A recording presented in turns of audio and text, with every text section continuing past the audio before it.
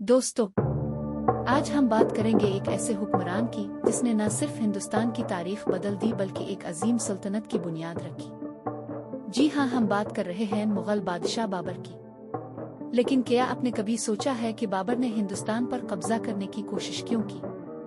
क्या वजह थी कि वो वस्ती एशिया को छोड़कर हिंदुस्तान की तरफ आया? आज के वीडियो में हम उन्हीं सवालात के जवाबात ढूंढेंगे, तो वीडियो को आखिर तक जरूर देखें। बाबर का पूरा नाम ज़हीर अल-दीन मोहम्मद बाबर था। वो 1483 में वस्ती एशिया के इलाके फरगाना में पैदा हुआ। बाबर तैमूर खानदान से ताल्लुक रखता था। वो सिर्फ 12 साल की उम्र में फरगाना का हुक्मरान बना, लेकिन जल्द ही इसे अपना इलाका खोने का सामना करना पड़ा। समरकंद जैसे शहरों पर कब्जा करने की कोशिशें नाकाम हुईं और बाबर को वस्ती एशिया में अपनी जगह बनाने में दुश्वारी हुई। यही वो वक्त था जब इसने अपनी नजरें हिंदुस्तान की तरफ मोड़ी। हिंदुस्तान एक अमीर और जरखेज खित्ता था। यहाँ की दौलत और वसाइल बाबर को अपनी तरफ खींचते थे। वस्ती एशिया के मुकाबले में हिंदुस्तान में ज्यादा ज़री पैदावार, कीमती पत्थर और तिजारती मौके थे। बाबर को अपनी सल्तनत को मजबूत बनाने के लिए माली वसाइल की जरूरत थी और हिंदुस्तान इसका बेहतरीन जरिया था। यही वजह थी कि बाबर ने हिंदुस्तान पर हमला करने का फैसला किया। इस वक्त हिंदुस्तान में दिल्ली सल्तनत कमजोर हो चुकी थी। इब्राहिम लोधी, जो दिल्ली सल्तनत का हुक्मरान था, अपने ही उमरा और अवाम में मकबूल नहीं था। इसकी नाअहली और कमजोर हुकूमत ने बाबर को हिंदुस्तान पर हमला करने का मौका फराहम किया। बाबर ने इस सियासी खला को अपने फायदे के लिए इस्तेमाल किया और हिंदुस्तान की तरफ रुख किया।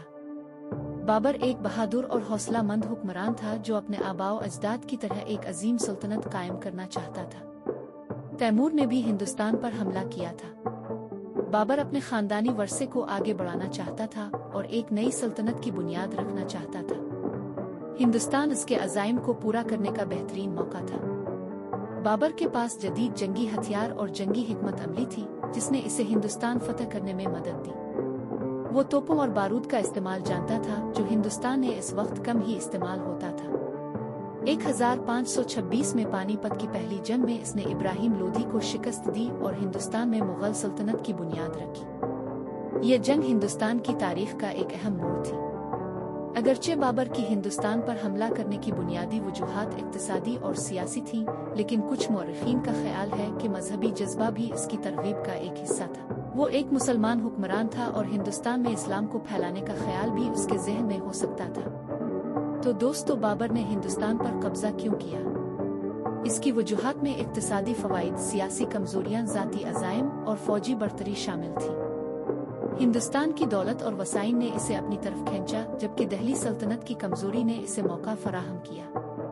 बाबर की कोशिशों ने न सिर्फ मुगल सल्तनत की बुनियाद रखी बल्कि हिंदुस्तान की तारीख को हमेशा के लिए बदल दिया। अगर आपको ये वीडियो पसंद आई हो तो लाइक करें, चैनल को सब्सक्राइब करें और अपने दोस्तों के साथ शेयर करें। शुक्रिया।